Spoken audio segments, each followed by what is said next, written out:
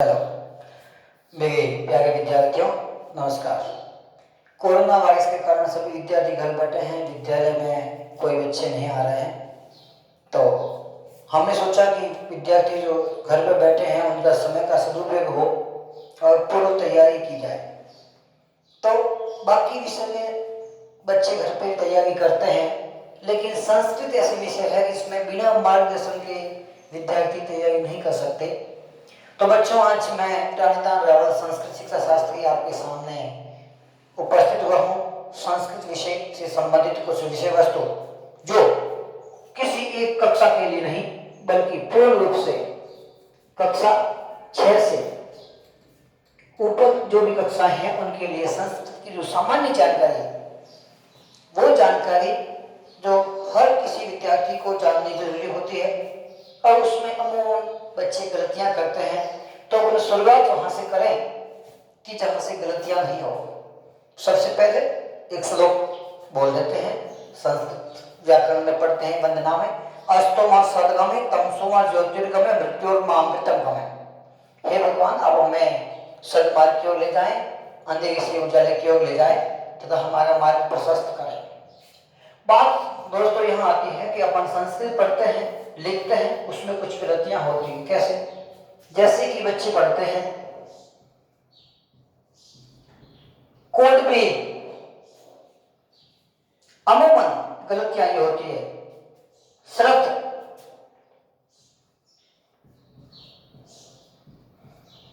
क्रीड़ा, ये कोड भी शरत और क्रीड़ा क्रीड़ा अमूमन गलतियां कर देते हैं इनको पढ़ने में, लिखने में, बोलने में। साथियों, आपको ध्यान होना चाहिए कि ड ये नहीं है, ड ये होता है, जबकि यहां पर ये लिखा गया है। अर्थात इसके ऊपर एक तो ऐसी डंडी नहीं और दूसरी बार इसके ऊपर पूरी लाइन नहीं है। अतः मेरे प्यारे विद्यार्थियों, आपको ये चीज ध्यान रखनी होगी कि सबको कैसे पढ़ें, ये क्या चीज है। हमें इस बात की जानकारी अवश्य होनी चाहिए। सामान्य जानकारी पहले पढ़े, बाद में आगे बढ़ेंगे तो हमें संस्कृत पढ़ने में समस्या नहीं रहेगी। लेकिन इसीलिए सामान्य जानकारी कक्षा में नहीं पढ़ाई जाती, इसलिए बच्चे अशुद्ध पढ़ते हैं कोड भी। जबकि प्यारे साथियों, कोड भी तो ऐसे होना चाहिए था। कोड भी ये होगा, कोड भी ड ऐसे होता है, जबकि मैंने ड ऐसे नहीं लिखा है। इसको बोलते हैं अवक्रय चिन्ह। अग्र चिन्ह है, इसको अ की ध्वनि के साथ बोला जाता है। को अपि, को अपि, को धन अपि, को धन अपि। यहां पर संधि हुई है, वो संधि का नियम बताएंगे तो पता चलेगा आपको कि संधि कैसे हुई है। लेकिन अभी आपको इतना ध्यान देना है कि को अपि है, को धन अपि, को डपि नहीं है, को भी पढ़ना है। और ये शरत नहीं है। शरत तो यूं होता है, यह शर्त है, शरत। यह है क्षत्रिय प्रत्यय होता है संस्कृत का, क्षत्रिय प्रत्यय, क्षत्रिय शंकर क्षत्रिय प्रत्यय। और प्यारे विद्यार्थियों, आपको ध्यान होगा ये क्रीड़ा, क्रीड़ा, ये क्री और ड़ा।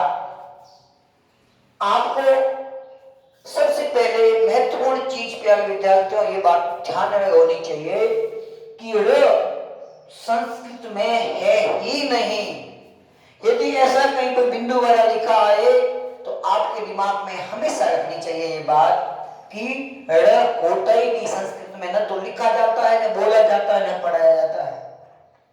और प्यारे विद्यार्थियों, जब तक आपने देखा होगा, नहीं तो आपकी पुस्तक निकालिए, हिंदी की या सामाजिक की पुस्तक निकालिए। सामाजिक की तो इंग्लिश मीडियम में होगी, तो आप हिंदी की निकाल दें। हिंदी में देखना, सड़क, ये सड़क, इन दोनों में से कैसे लिखा हुआ है? बिंदी यहां लगी हुई है कि नीचे लगी हुई है बिंदी? जब आप ये देखेंगे तब आपको पता चलेगा कि सड़क है, सड़क में बिंदी नीचे लगी हुई है सड़क। जबकि यह क्रीड़ा में नीचे नहीं है, यह साइड में लगी हुई है। संस्कृत का ऐसा कोई शब्द नहीं जिसमें बिंदी नीचे लगी हो। अर्थात ड़ है, ड़ वही होगा जिसकी बिंदी नीचे होगी। जब तक बिंदी नीचे नहीं है तब तो ड़ नहीं होता। और संस्कृत में ऐसा कोई शब्द नहीं जिसमें लिखा हुआ वो बिंदी नीचे हो, सब जगह बिंदी होगी तो वहां बिंदियां साइड में होगी। कहने का मतलब ये हमारा ड नहीं है। ड विदेशी भाषाओं से शब्द आया है हिंदी में, संस्कृत में ड वाला ऐसा कोई शब्द नहीं है, ना अक्षर है। ये नासिक के वर्ण है, नाक से बोला जाना ग या ग है ग। कैसे? जैसे देखिए एक हमने संधि का शब्द आता है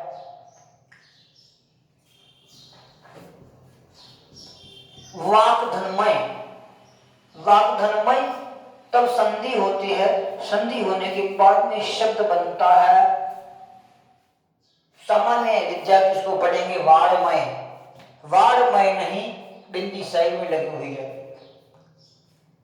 और संस्कृत में ऐसा कोई शब्द नहीं, मैंने आपको बोल दिया कि नीचे बिंदी नहीं होती, साइड में बिंदी होती है, उसको नासिक के वर्णाक से बोला जाता है। और यह वांगमय, वांगमय है, वांगमय। इसीलिए ध्यान रखना शब्द कहां पर कौन सा बोलना है, क्या उसकी शुद्धता होनी चाहिए। जब तक हम उसकी शुद्धता नहीं जान पाएंगे तब तक संस्कृत शुद्ध रूप से नहीं पढ़ पाएंगे, न उसका उच्चारण कर पाएंगे, न सीख पाएंगे। अपन हमेशा गलत पढ़ते जाएंगे। और प्रमुख गलतियां और कई होती हैं जो मैं आपको आज बता रहा हूं। प्यारे विद्यार्थियों, संस्कृत ऐसा विषय है जो थोड़ा बहुत भी ध्यान से पढ़ा जाए तो इसमें बहुत ही आनंददायक ज्ञानवर्धक बढ़ोतरी होती है तथा पढ़ने में आनंद आता है। पढ़ने में बड़ा आनंद आता है। अतः अपन पढ़ेंगे अच्छी जानकारी कि कौन सी जानकारी कैसे हो। अब शब्द यह है, ये शब्द लिखा हुआ है। अब इनको कैसे पढ़ना है? यह ह है, ह विसर्ग है, ह नहीं है, लेकिन ह से मिलता जुलता ह है। इसमें मात्रा जिस इसके जस्ट पहले जो मात्रा लगी हुई है वो इसमें मात्रा लगेगी। जैसे अ है राम, तो राम ह, राम ह। इससे पहले आ की राम हा, राम हा, राम, ये है राम हा। अर्थात हमें इस बात का ध्यान रखना है जो शब्द जैसे है, जैसे ये गुरु और इसके बाद विसर्ग है, इसमें ऊ की मात्रा है तो इसमें भी ऊ की मात्रा के अनुसार ही पढ़ना। गुरु, गुरु है नहीं, गुरु, इसको गुरु पढ़ेंगे। जैसा लिखा हुआ है ऐसा अपन पढ़ेंगे तो समझ में भी ऐसा ही आएगा। नहीं तो हम गलत बोलेंगे, गलत पढ़ेंगे, गलत लिखेंगे, फिर वो शिक्षा पूरी अनंत हो जाती है। इसीलिए प्यारे विद्यार्थियों, वर्तमान समय में हमारे देश की शिक्षा पद्धति बहुत ही घटिया स्तर तक जा चुकी है, क्योंकि बच्चे ढंग से पढ़ते नहीं और कुछ सुशिक्षित अध्यापक नहीं मिलते। जैसा लिखा हुआ है वैसा बच्चे को घटने को दे देते हैं, लीजिए घटिए पढ़िए। तब बच्चे क्या करते हैं? अमूमन मैंने एक ऐसा विद्यालय देखा, नाम नहीं बताएंगे, वहां देखा कि वह बच्चे पढ़ते थे, उनको लिखवाया पट धातु, तो लिख रहे हैं पटती, पटसी और पठामी, ऐसे लिख रहे हैं। ऐसे लिख राम शब्द तो ऐसे लिख रहे हैं, पहले यूं बार में यूं लिखी जाने की गिनती लिख रहे हैं, काउंटिंग, जबकि ऐसे नहीं लिखना चाहिए और ऐसा बोलना नहीं चाहिए, पढ़ना भी ऐसा नहीं चाहिए। पठती, पठतः और पठन्ति, पठसी, पठतः, पठतः, पठतः नहीं, पठतः, पठतः और पठत्थ, पठामि, पठावः, पठामः। यूं पढ़ेंगे पठति, पठतः, पठन्ति, पठसि, पठतः, पठत, पठामि, पठावः, पठामः। तो अपन ढंग से पढ़ पाएंगे, ढंग से लिख पाएंगे। मैं आपको प्रारंभिक जानकारी दे रहा हूं, सामान्य जानकारी, ताकि बाद में हम जब व्याकरण में प्रवेश करेंगे, व्याकरण कैसे पढ़नी है। ये केवल 10वीं कक्षा के लिए नहीं साथियों, ये कक्षा 6ठी से 8वीं 10वीं 12वीं तक के लिए, बीए वालों के लिए भी जानकारी है। जो मेरे साथी बीए संस्कृत से कर रहे हैं या 11वीं 12वीं में संस्कृत इन्होंने वैकल्पिक विषय के रूप में, विशेष विषय के रूप में यह लिया है, तो उनके लिए बहुत अनिवार्य जानकारी, बहुत अच्छी जानकारी है। बच्चे पढ़ती पढ़सी पढ़ाने पढ़ते हैं, ये तो इसी प्रकार होगा जिस प्रकार गिनती लिखते हैं बच्चे, 1 2 3 बाद में यहाँ 10 लिख देते हैं, फिर 20 फिर 30 फिर 40 फिर 11 और 21 31 ऐसे करते बढ़ते हैं, वो भी गलतियां हो जाती है बच्चों से, और फिर इसी प्रकार की उनकी आदत हो जाती है पढ़ने की। तो प्यारे विद्यार्थियों, मैं आशा करता हूं कि आप इस प्रकार की गलती नहीं करेंगे। और दूसरी बात, यहाँ पे मैंने आपको बता दिया, ये आपको मात्रा लग रही है, अ की मात्रा है, तो यहाँ पर आपको पठतः, पठती, ती छोटी है, पठती मत बोलना, पठती, पठतः, पठन्ति, पठसि, पठतः, पठत, पठामि, पठावः, पठा। इसके साथ में बार बार लिखने की जरूरत नहीं है, लेकिन आपको याद रखना चाहिए कि ये एक वचन है। हिंदी में 2 वचन होता है, एक वचन और बहुवचन। हिंदी में 2 वचन होते हैं, एक होता है एक वचन, और एक से अधिक जो भी चीजें हैं वो होती है बहुवचन। लेकिन हमारी संस्कृत में 3 वचन होते हैं, एक वचन और अगला होता है द्विवचन, इसमें 2 चीजों की गिनती हो। एक वचन कोई एक पढ़ता है तो एक वचन, 2 जने पढ़ते हैं, 2 जने कोई काम करते हैं तो ये द्विवचन, और बहुत सारे हैं तो बहुवचन शब्दों का प्रयोग होगा, बहुवचन क्रियाएं लगेगी उसमें। और ये हमारा है, ये प्रथम पुरुष है, संस्कृत में इसको प्रथम पुरुष कहते हैं जिसको, तथा ये हमारा मध्यम पुरुष है, ये हमारा उत्तम पुरुष है। प्रथम पुरुष वो होता है साथियों जो हमारे पास में उपस्थित नहीं है, लेकिन हम उनके बारे में बात कर रहे हैं कि वो गया, वो पढ़ता है, वे सब गीत गाते हैं, वे दोनों आ रहे हैं, न तो इसमें शामिल मैं बात करने वाला हूं, न आप सुनने वाले हो, तीसरी कोई है जिसके बारे में अपन बात करें, वो सुन नहीं रहा है या उनसे बात नहीं करे, वो अलग बैठा है, उनसे बात करें, वो होता है प्रथम पुरुष। प्रथम पुरुष का मतलब है वह, वे दोनों तथा वे सब। बात समझ में आई? इस प्रथम पुरुष को संस्कृत में 3 भागों में बांटा गया है, अपन सामान्य जानकारी करेंगे। उसके बाद में मध्यम पुरुष एक ही होता है, तो मध्यम पुरुष होता है जिनसे क्रिया करने वाला कर्ता बात कर रहा है, तुम अकेले, तुम दोनों या तुम सब, ये हुआ मध्यम पुरुष। तो उत्तम पुरुष आदमी हमेशा खुद को उत्तम मानता है, आपको पता है, पहले खुद, दुनिया बाद में।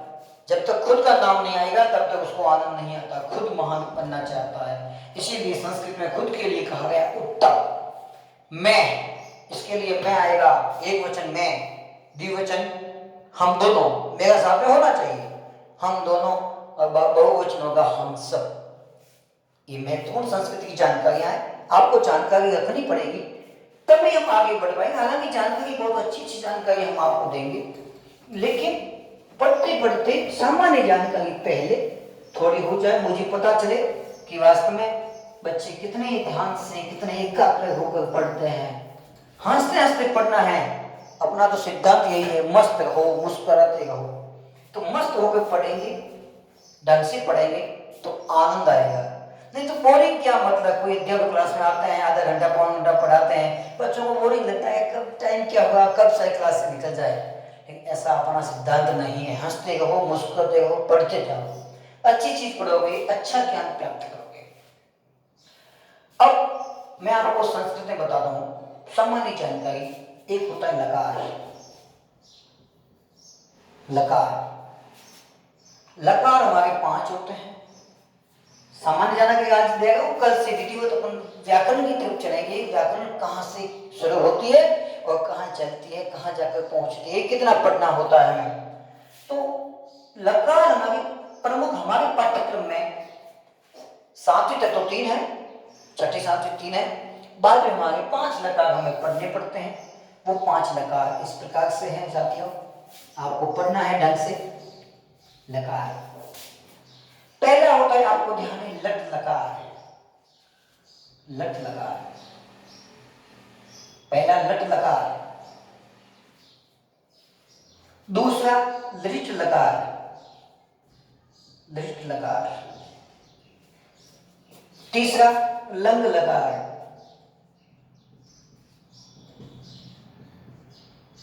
प्यारे विद्यार्थियों, इसको लड़ मत बोलना, लड़ लकार, लंग, लंग लकार। ये पंचम वर्ण है, नासिक के वर्ण है, लंग लकार।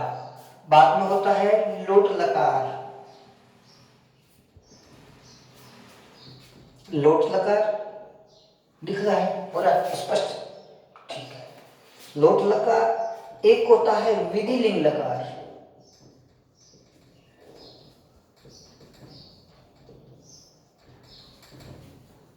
विधिलिंग लकार में प्यारे विद्यार्थियों ढंग से देखना।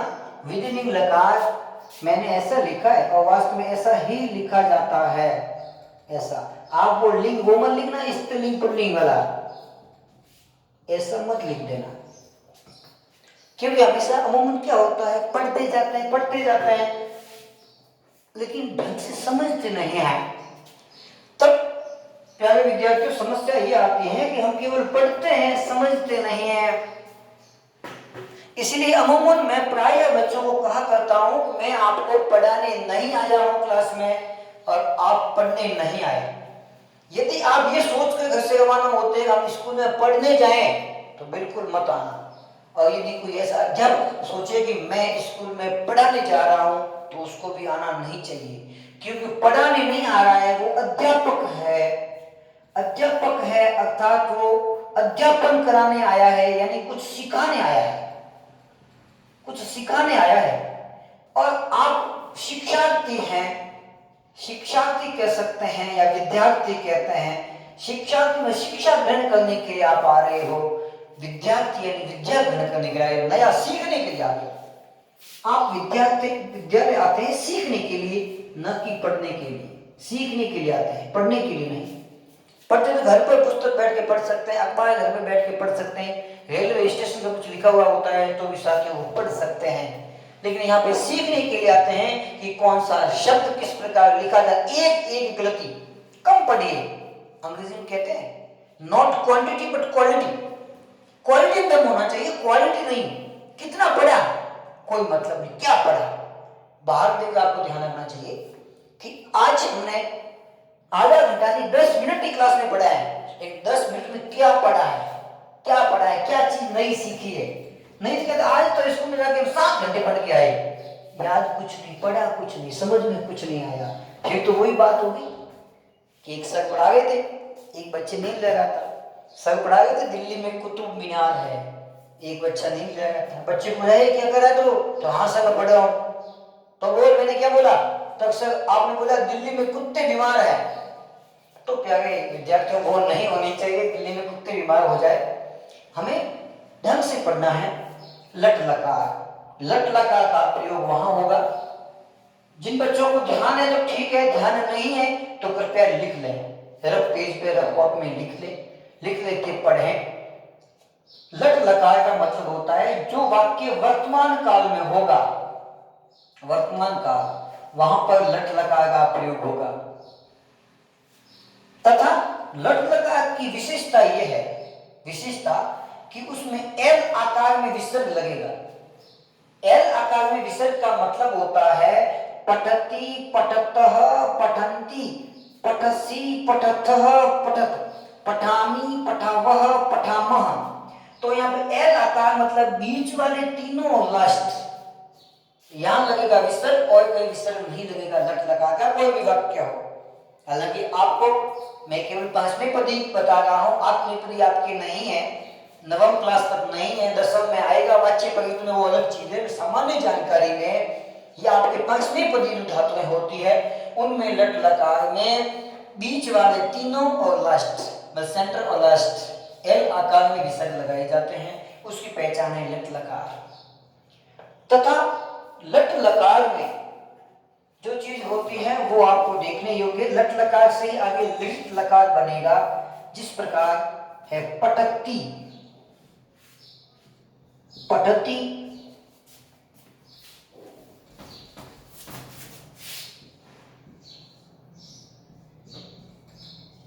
लट लकार में बता रहा हूं पठती, पठतः और पठन्ति, ये अपना लट लकार है। लिट लकार बिल्कुल इसी से संबंधित बनेगा, पीछे वाली मात्रा ती तहंती ऐसे ही जुड़ेगा, लेकिन बीच में इसमें लिट लकार का मतलब होता है भविष्य काल में प्रयोग होता है।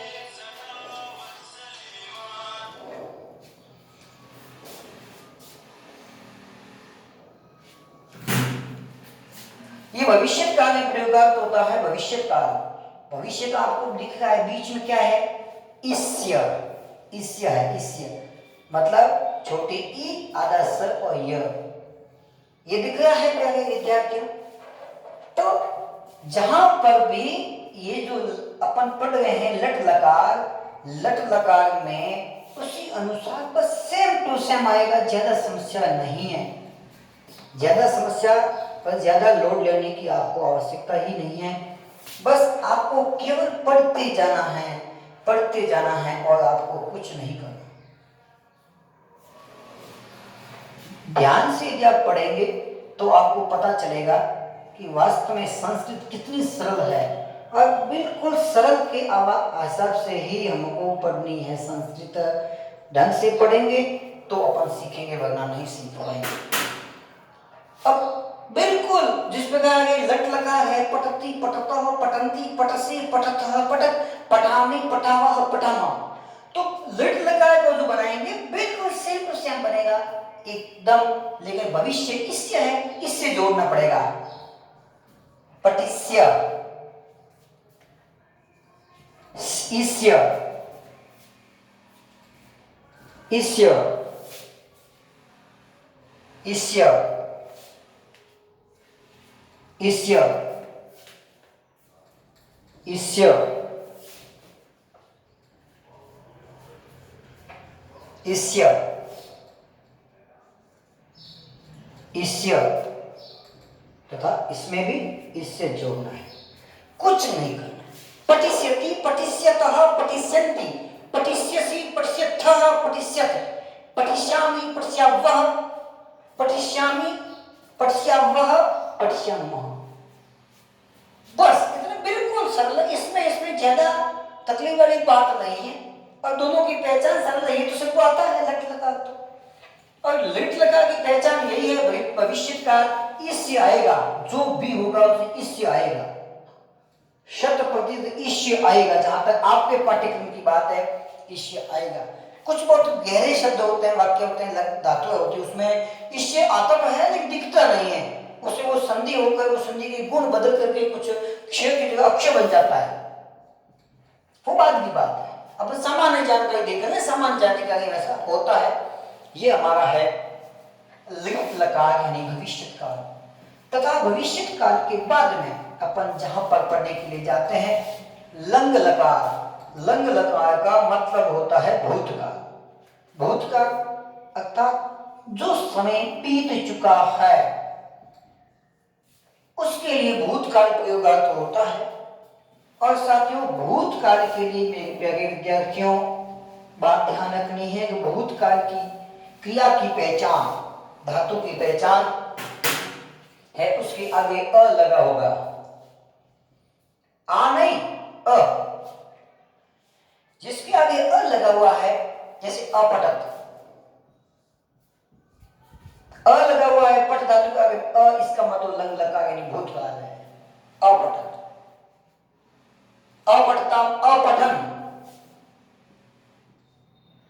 अपठन, अपठन, आगे अ लगा हुआ है, इसका मतलब स्पष्ट है कि ये धातु क्रिया है वो भूतकाल की है। अ देखना, आ नहीं, जैसे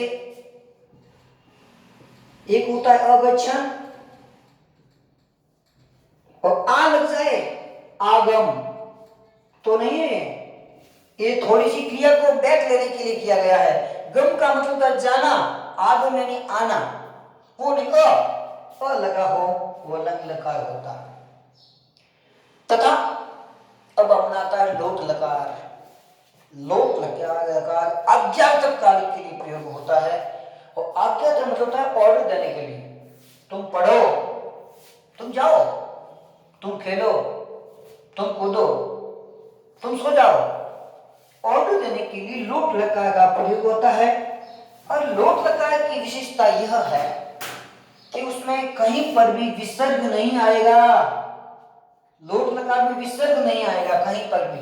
मैंने इन दोनों में विसर्ग बताया था। एल आकार में आएगा, इसमें भी दो जगह विसर्ग आएगा, लेकिन लोट लकार में कहीं पर भी विसर्ग नहीं आएगा। ये पढ़ते समय ध्यान देने योग्य बात है। कहीं पर भी पठतु पठताम पठंतु पठ पठतम पठत पठानी पठाओ पठाम, कहीं पर भी विसर्ग नहीं आएगा। अर्थात लोट लकार की पहचान है, यहां पर विसर्ग नहीं आएगा। आज्ञा देने के लिए प्रयोगात होता है। हालांकि बाद में अच्छी तरह से पढ़ाएंगे ना, सामान्य जानकारी कि वास्तव में किस प्रकार से पढ़ा जाता है, इसकी पहचान क्या है। सीधा बता देते हैं ये लट लगा है, पढ़ो पढ़ दांत लट लगा है, लेकिन पता नहीं चलता क्या है। बाद में विधिलिंग, विधिलिंग चाहिए के अर्थ में, ये तो था आज्ञा। आज्ञा देने के लिए आप करो, पढ़ो, आज्ञा दी पढ़ना पड़ेगा, जाओ जाना पड़ेगा, आओ आना पड़ेगा, लेकिन ये चाहिए, आपको पढ़ना चाहिए। रिक्वेस्ट कर रहा हूं, ऑर्डर नहीं दे रहा हूं।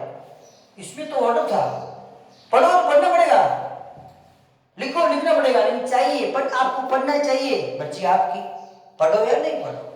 आपको खेलना चाहिए, खेलो या ना खेलो, मर्जी आपकी है। आपको सुबह उठकर व्यायाम योग करना चाहिए, करो या नहीं करो, मर्जी आपकी है। ये चाहिए के अर्थ में है, और इसकी पहचान है कि ऊपर एक मात्रा आएगी, ऊपर पठेत, पठिताम, पठेयुः ऊपर आएगा, वो होती है विधिलिंग की पहचान। ये हम पहचान जब पढ़ेंगे, ढंग से चीज पढ़नी होगी और ढंग से आपको पढ़ाएंगे। एक छोटा सा प्रकरण 5-7 मिनट का ले लेते हैं, बाकी कल अपन व्याकरण ढंग से पढ़ेंगे। और आप भी आज ये पढ़ के कमेंट्स दें कि आपको कैसा लगा और कैसा होना चाहिए, इसमें यदि कुछ सुधार होना चाहिए तो किस प्रकार के सुधार करना चाहिए। आप अपना बिल्कुल लिखें कमेंट्स में, कमेंट्स बॉक्स में कि वास्तव में कैसा लगा हमें। तथा ये आप YouTube पे देखें तब आप इसको पहले लाइक कर दें, लाइक वाला बटन, उसके बाद में सब्सक्राइब करें, ताकि अगली बार जब भी कभी क्लास का वीडियो डालेंगे आपके तत्काल मोबाइल में मैसेज आ जाएगा कि आज वीडियो डाला है, आप देख लें। नहीं तो आप एंजॉय करते रहेंगे, वीडियो डाला नहीं डाला क्या होगा। लेकिन सब्सक्राइब अवश्य करें तथा लाइक अवश्य करें, कमेंट्स दें ताकि हमें पता चले कि किन लड़कों ने लाइक किया। और अपने विद्यालय के नहीं कोई भी बच्चे हो उनको वीडियो भेजें और कहें इसको लाइक करो, सब्सक्राइब करो तथा कमेंट्स दीजिए आपको क्या पढ़ना है, किस प्रकार से पढ़ना है। क्योंकि विद्या एक ऐसी चीज है, किसी एक जगह तक सीमित नहीं है कि केवल एक विद्यालय के बच्चे पढ़े, एक गांव के पढ़े। विद्या तो बहुत लंबी चौड़ी पढ़नी ही चाहिए। सरस्वती के भंडार की बड़ी अपूर्व जीव जीव खर्चे, त्यों त्यों बड़े बिन खर्चे घट जाए। जितनी पढ़ोगे पढ़ाओगे तो ये आगे बढ़ेगी, और चुप रहो तो नहीं बढ़ पाएगी। अब आपको मैं सामान्य जानकारी देने के बाद में कल अपन विधिवत व्याकरण शुरू करेंगे।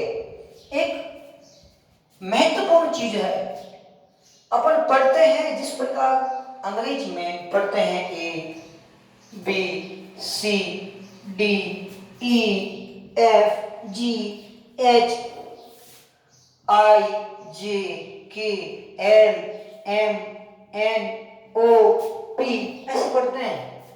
लेकिन हमारा मोबाइल का जो कीबोर्ड है प्यारे विद्यार्थियों, उसमें लिखा होता है A, बाद में Q, फिर B, फिर कहीं C, फिर आएगा P, फिर आएगा D, ऐसा होता है। अपन सोचते हैं बनाने वाले शायद गलत बना दिया है, कंप्यूटर का बोर्ड मोबाइल का बोर्ड होता है, शायद अक्सर टेढ़े मेढ़े कर दिया, अपन सही कर दें। सही नहीं, ये एक वैज्ञानिक पद्धति है, ये एक वैज्ञानिक पद्धति है जो उस आधार पर कुछ बनाए हैं लोगों ने, सोच समझ के बनाया होगा। ठीक उसी प्रकार जिस अंग्रेजी में अपन ABCD सीखते हैं, हिंदी में अ से अनार, आ से आम, ई से इमली सीखते हैं, उसी प्रकार जब संस्कृत व्याकरण शुरू होती है, संस्कृत सिखाई जाती है, पढ़ाई जाती है, तब कहां से शुरू होती है याद है आपको? यदि मेरे द्वारा पढ़े हुए हो तो आपको पता होगा कि संस्कृत में अ से अनार कहां से शुरू होते हैं। संस्कृत में एक बार संस्कृत के सबसे बड़े व्याकरणाचार्य, व्याकरण के विद्वान हुए, उनका नाम था मान्यवर महर्षि, क्या नाम था? महर्षि पाणिनि। याद होगा, याद रखना चाहिए आपको, महर्षि पाणिनि। संस्कृत के सबसे बड़े विद्वान ये हुए पाणिनि, जिन्होंने अपने संस्कृत की व्याकरण लिखी थी अष्टाध्यायी। अष्टाध्यायी मतलब 8 अध्याय है, जिसमें अष्टाध्यायी 8 अध्याय 8 पाठ है, और 8 पाठों में 4-4 उपपाठ है। 8 पाठ और 4-4 उपपाठ, अर्थात कुल 32 पाठ है उसमें, उपपाठों से 32। और 32 उपपाठों में कुल सभी संस्कृत के सूत्र लिखे हुए हैं। पाठ नहीं है एकस्मिन् काले एक व्याघ्र वसति समासः, एकस्मिन् काले बुभुक्षितो आसीत्, ऐसा नहीं है, पाठ नहीं है।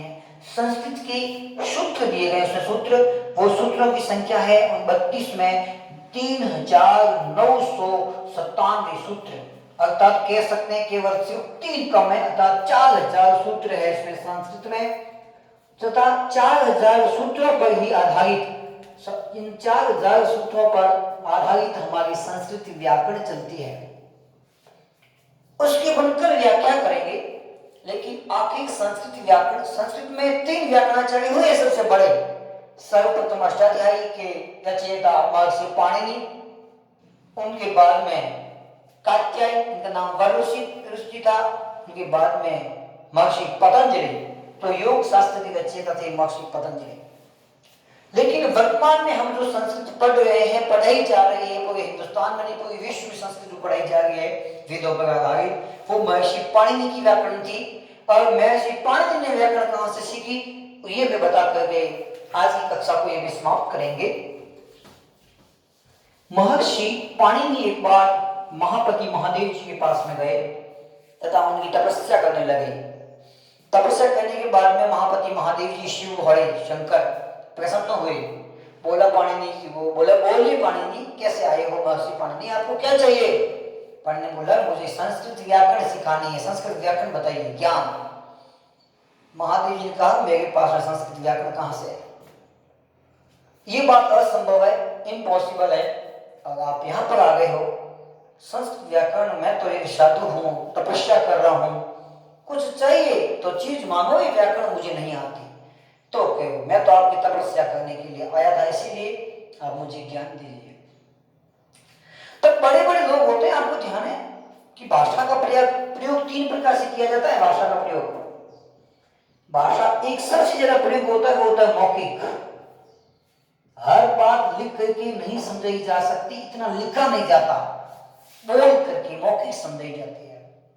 उसके बाद में दूसरा है लिखित प्रयोग, तथा तीसरा और महत्वपूर्ण वर्तमान समय में वापस, पहले जो प्राचीन काल में वापस आ रहा है तीसरा, वो